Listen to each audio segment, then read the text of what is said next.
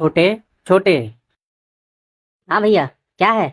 छोटे, मुझे 10,000 रुपयों की ज़रूरत थी, क्योंकि बच्चों का एडमिशन स्कूल में कराना है और मेरे पास अभी पैसे नहीं हैं। अगर 10,000 रुपये दे देते तो मैं बच्चों का एडमिशन करवा लेता और फिर बाद में तुम्हें पैसे इकट्ठा करके लौटा देता।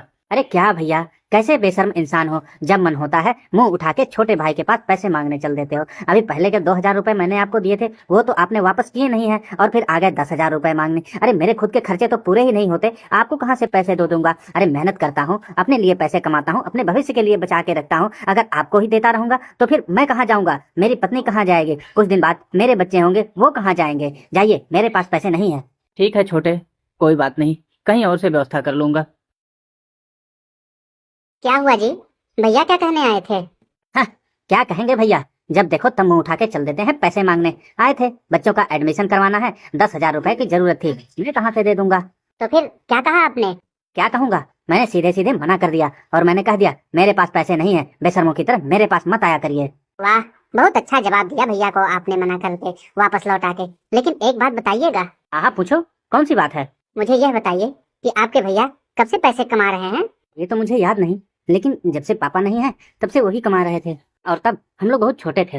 वाह, तो आपके भैया बहुत सारा पैसा इकट्ठा करके रखे होंगे।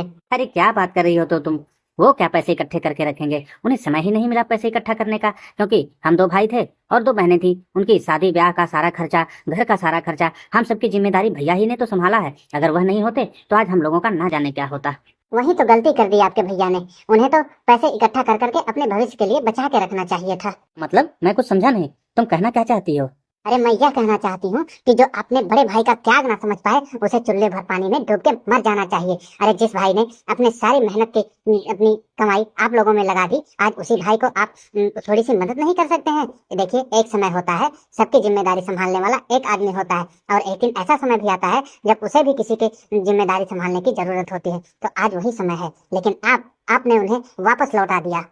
अगर आपने उन्हें वापस न लौटाकर उन्हें थोड़ी सी सांत्वना देकर पैसे दे दिए होते तो आज उनका सीना गर्व से चौड़ा हो जाता, उन्हें खुशी मिलती, लेकिन ऐसा नहीं हुआ।